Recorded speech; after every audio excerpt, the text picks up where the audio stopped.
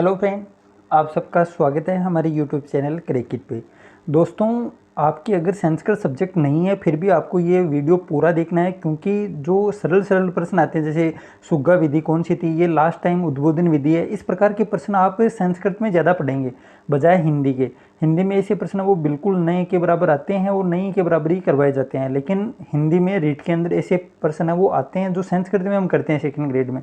तो ये वीडियो आप लास्ट तक जरूर देखें, आपके लिए बहुत ज़्यादा फायदेमंद रहने वाला है। तभी मैंने थंबनेल में लगाया कि रीट में सिलेक्शन करवाने वाले प्रश्न आपके बहुत ही ज़्यादा मोस्ट इंपॉर्टेंट ये सीरीज़ है। दोस्तों, अपने सभी दोस्तों के साथ ये वीडियो आप ज़्यादा से ज़्यादा शेयर करेंगे ताकि मेरे को भी मोटिवेशन मिलेगा। अभी तो 8-10 व्यूज़ आ रहे हैं, इसको बढ़ा के आप 100-150 व्यूज़ आएंगे तो और ज़्यादा मज़ा आएगा करने में। अब बिना किसी देरी के हम शुरू करते हैं आज का हमारा वीडियो आप लास्ट तक ज़रूर देखें। तो ये देखिए दोस्तों, संस्कृत विषय का जो पेपर है इसकी एग्ज़ाम हुई थी 2/11/2018 को मॉर्निंग शिफ्ट में ये पेपर था। अब चलते हैं सीधे शिक्षण विधियों के प्रश्नों में। तो सबसे पहला क्वेश्चन आता है 108 नंबर में, संस्कृत शिक्षण से उद्देश्यम अस्ति। संस्कृत शिक्षण का मतलब उद्देश्य है वो क्या क्या है? तो अवबोधात्मक, ज्ञानात्मक, सृजनात्मक और उपयुक्त सभी। तो आप सबको पता है कि संस्कृत शिक्षण के उद्देश्य ये सभी होते हैं, अवबोध भी होता है, ज्ञानात्मक भी होता है, सृजनात्मक भी होता है। तो उपरोक्त सभी ऑप्शन नंबर 4 है वो यहाँ पे बिल्कुल राइट हो जाएगा। अब बात करते हैं अगले क्वेश्चन की। क्वेश्चन नंबर 109, संस्कृत शिक्षण उपयोगी सिद्धांत अस्ति। मतलब संस्कृत शिक्षण में उपयोगी सिद्धांत वो कौन सा है?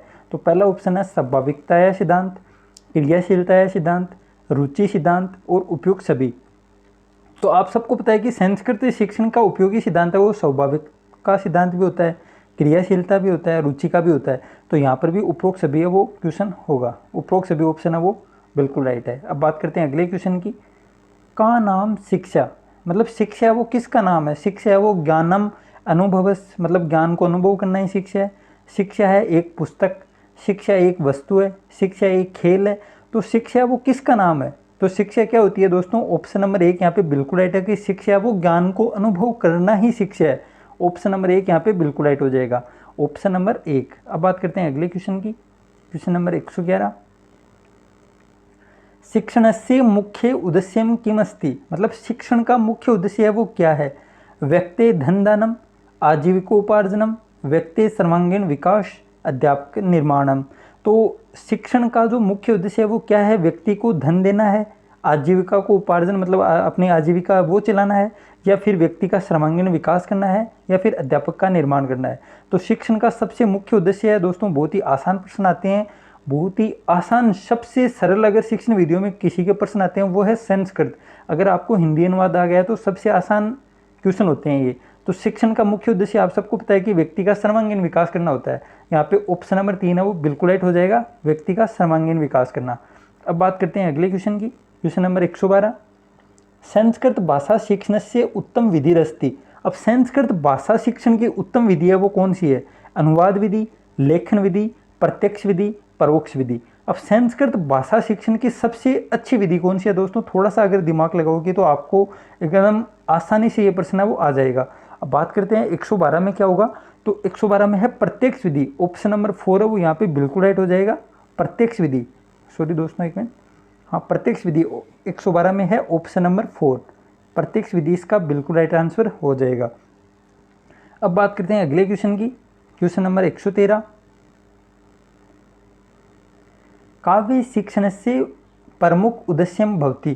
काव्य शिक्षण, काव्य का मतलब है यहाँ पर पद्य भाग का, जो श्लोक वगैरह आते हैं ना, उनका शिक्षण का प्रमुख उद्देश्य है वो क्या होता है? काव्य है वो रचना कौशल विकास, व्यवहार चातुर्य विकास, शब्द भंडारस्य अभिवृद्धि, चतुर्वर्ग फल प्राप्ति, उपयुक्त सर्वम च, मतलब उपयुक्त सभी बात कर रहा है यहाँ पे।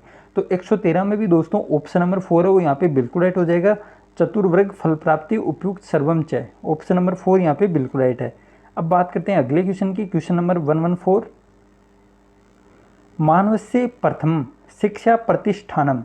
मानवस्य प्रथम शिक्षा प्रतिष्ठानम मतलब मानव है वो पहला जो शिक्षा का प्रतिष्ठान है वो कौन सा होता है? प्राथमिक विद्यालय, परिवार, माध्यमिक विद्यालय, महाविद्यालय।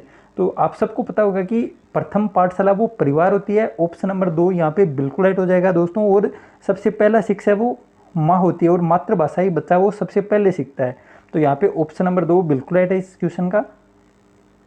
फिर बात करते हैं अगले क्वेश्चन की। क्वेश्चन नंबर 115, गद्य पाठ्येषु काठिन्य निवारणम अधोलिखित विधेय सन्ति। काठिन्य निवारण, गद्य पाठ का काठिन्य निवारण है वो कौन सी विधि से किया जाता है? दंत कथा पर विधि, व्याख्या पर विधि, अनुवाद पर विधि और एते सर्वे पर विधि, मतलब उपरोक्त सभी विधियों के द्वारा वो काठिन्य निवारण है वो किया जाता है। तो दोस्तों यहाँ पे हो जाएगा ऑप्शन नंबर 4 इस क्वेश्चन का बिल्कुल राइट आंसर है, एते सर्वे पर विधि, ऑप्शन नंबर 4। अब बात करते हैं अगले क्वेश्चन की। व्याकरण शिक्षण से सर्वोत्तम कह विधि, व्याकरण शिक्षण की सबसे अच्छी विधि है वो कौन सी है? आगमन निगमन विधि, सूत्र व्याख्या विधि, नियमन विनियमन विधि और शिक्षण विधि। तो व्याकरण शिक्षण की सबसे अच्छी विधि है वो आगमन निगमन विधि होती है, ऑप्शन नंबर 1 यहाँ पे बिल्कुल राइट आंसर है, ऑप्शन नंबर 1। अब बात करते हैं अगले क्वेश्चन की। दोस्तों जैसे कि मैंने आपको पहले बता दिया कि सबसे आसान शिक्षण विधियों के प्रश्न है वो संस्कृत के होते हैं और आपने देखा भी होगा बहुत ही आसान प्रश्न है। कक्षा कक्षे प्रथम निर्वात्या विद्यते, पाठ्यपुस्तक से, श्यामपट्ट से, दूरदर्शन से या मानचित्र से? तो कक्षा कक्षे प्रथम अनिवार्यता विद्यते, मतलब कक्षा कक्ष में सबसे पहली अनिवार्यता वो किसको देते हैं? पाठ्यपुस्तक को देते हैं या फिर श्यामपट्ट को देते हैं या फिर मानचित्र या फिर दूरदर्शन? तो सबसे पहली अनिवार्यता है वो दोस्तों आप सबको पता होगा कि श्यामपट्ट है वो परम मित्र होता है अध्यापक का।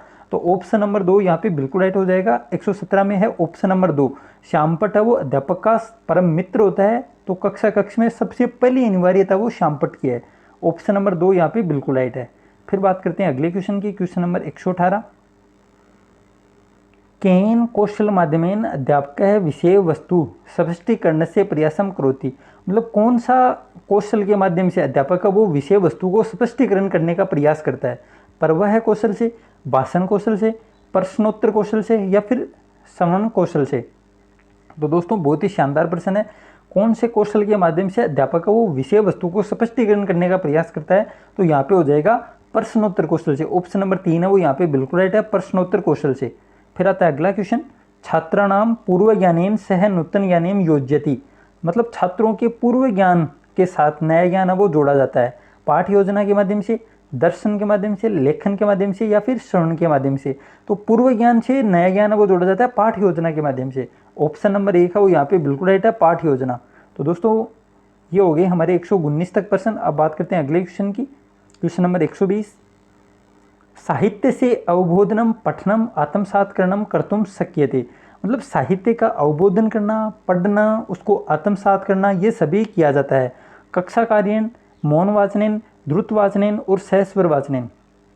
तो साहित्य को पढ़ना, पठन करना, उसको आत्मसात करना ये सब किसके माध्यम से किया जाता है? तो दोस्तों आप सबको पता है कि किसी को भी आत्मसात करने हैं मतलब मौन वाचन किया जाता है, ऑप्शन नंबर 2 है वो यहाँ पे, ये कीवर्ड है दोस्तों, आत्मसात करना है, अवबोधन करना, ये सब मौन वाचन में आता है। अगर सिर्फ पढ़ना होता ना, पठनम सिर्फ पढ़ना होता तो हम द्रुत वाचन भी कर सकते थे या फिर सहस्वर वाचन भी कर सकते थे, लेकिन यहाँ पे क्या बोल रहा है? यहाँ पे बोल रहा है कि आत्मसात करते हैं, तो आत्मसात का मतलब है मौन वाचन किया जाता है, ऑप्शन नंबर 2 है वो यहाँ पे बिल्कुल राइट हो जाएगा, 120 में ऑप्शन नंबर 2। अब बात करते हैं अगले क्वेश्चन की, क्वेश्चन नंबर 121।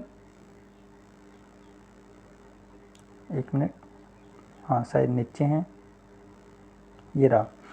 संस्कृत भाषा अधिगम से स्वाभाविक मनोवैज्ञानिक क्रम विद्यते, तो संस्कृत भाषा अधिगम का स्वाभाविक मनोवैज्ञानिक क्रम वो कौन सा है? तो सबसे पहले दोस्तों आप सबको पता है कि मनोवैज्ञानिक क्रम है वो LSRW का है। अब यहाँ पे ऑप्शन हम मिला लेंगे, सबसे पहले लिखते हैं LSRW, आप सब भी ऐसे ही करना, LSRW सबसे पहले लिख सकते हैं। तो सबसे पहले आएगा सुनना, तो यहाँ पे सुनना है ऑप्शन नंबर 2 में, सुनने के बाद आएगा स्पीक मतलब बोलना, बोलना मतलब भाषण करना, फिर आएगा रीडिंग, फिर आएगा राइटिंग। तो यहाँ पे ऑप्शन नंबर 2 होना चाहिए था, लेकिन मनोवैज्ञानिक क्रम बोल रहा है यहाँ पे, तो इस प्रकार इसमें मतलब पठनम आएगा पहले और लेखनम आएगा इसके बाद, तो ये है मनोवैज्ञानिक क्रम नहीं है इसमें दिए गए ऑप्शन में किसी में भी। इस प्रकार ये क्वेश्चन है वो बोनस दिया गया है, मतलब डिलीट कर दिया है इस क्वेश्चन को। क्वेश्चन नंबर 121 में कोई भी ऑप्शन है वो सही नहीं है। अगर हम बात करें मारिया मोंटेसरी, तो मारिया मोंटेसरी के अनुसार ऑप्शन नंबर 2 है वो सही हो सकता था, लेकिन यहाँ पे मनोवैज्ञानिक क्रम की बात कर रहा है, तो मनोवैज्ञानिक क्रम है वो LSRW होता है। सबसे पहले सुनने की बात आती है, फिर भाषण, फिर पढ़ना और उसके बाद लिखना। तो यहाँ पे स्टार लगा हुआ है, मतलब ये क्वेश्चन है वो डिलीट किया गया है क्योंकि इसमें कोई भी ऑप्शन है वो सही नहीं है। अब बात करते हैं अगले क्वेश्चन की, क्वेश्चन नंबर 122।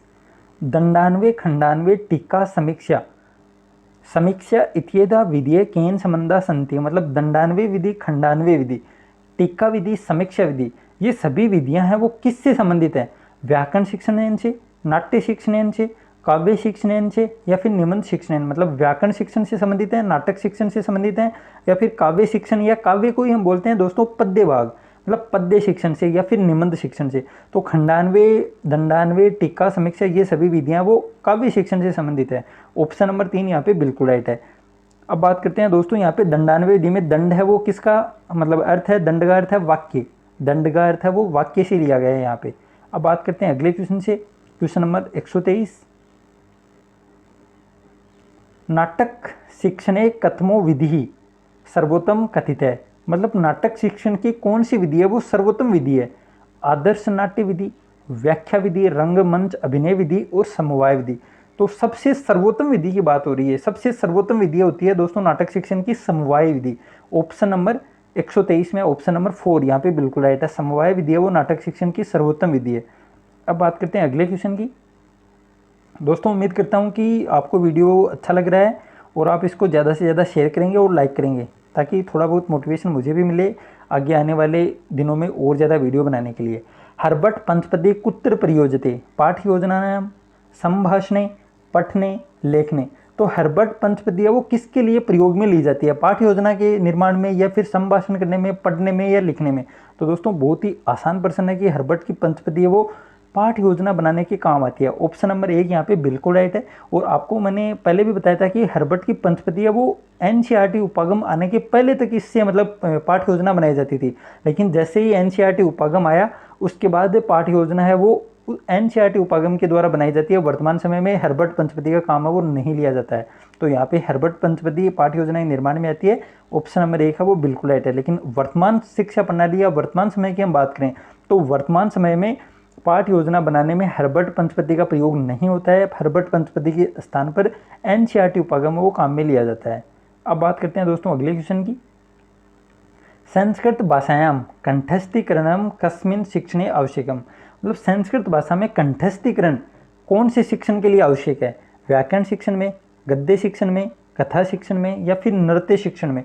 तो दोस्तों व्याकरण मतलब कंठस्थीकरण है वो कौन से शिक्षण के लिए आवश्यक है?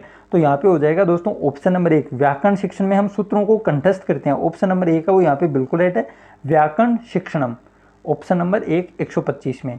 फिर बात करते हैं अगले क्वेश्चन की, क्वेश्चन नंबर 126, व्याकरण शिक्षणे उदाहरणार्थ नियम निर्धारणम कस्मिन् विद्यो भवति, मतलब व्याकरण शिक्षण में उदाहरण से नियम निर्धारण कौन सी विधि में करते हैं? सूत्र विधि में, सहयोग विधि में, आगमन विधि में, या फिर परंपरागत विधि में? तो बहुत ही आसान प्रश्न है दोस्तों। आप सबको पता है कि आगमन विधि में हम सबसे पहले उदाहरण लेते हैं, उदाहरण से नियम का निर्माण वो करते हैं। तो ऑप्शन नंबर 3 यहाँ पे बिल्कुल राइट हो जाएगा। फिर बात करते हैं आज के लास्ट क्वेश्चन 127, और ये 20वां क्वेश्चन आज का हमारा। इस प्रकार हमने पूरे 20 प्रश्न वो कर लेंगे। तो 127 का क्वेश्चन है, शिक्षक दिवस कस्य महापुरुष से जन्म दिवसे आयोजित है। शिक्षक दिवस है वो कौन से महापुरुष का जन्मदिन है वो आयोजन किया जाता है? स्वामी विवेकानंद, डॉक्टर सर्वपल्ली राधाकृष्णन, रविंद्रनाथ टैगोर और भीमराव अंबेडकर। तो दोस्तों बहुत ही आसान प्रश्न, आप सबको पता होगा कि शिक्षक दिवस है वो कौन किसके उपलक्ष्य में करते हैं? तो यहाँ पे हो जाएगा सर्वपल्ली राधाकृष्णन, ऑप्शन नंबर 2 है वो यहाँ पे बिल्कुल राइट है। तो दोस्तों इस प्रकार ये थे आज के हमारे 20 प्रश्न संस्कृत विषय के। उम्मीद करता हूँ आपको क्वेश्चन वो समझ में आए होंगे अच्छी तरीके से। अब हमारा सेकंड ग्रेड में एक मैथ सब्जेक्ट बचा है, तो मैथ का हम प्रश्न वो कर लेंगे। इस वीडियो में इतना ही। वीडियो को आप ज़्यादा से ज़्यादा लाइक करें, शेयर करें अपने दोस्तों के साथ। मिलते हैं कल नए वीडियो के साथ। Thank you. जय हिंद, जय भारत।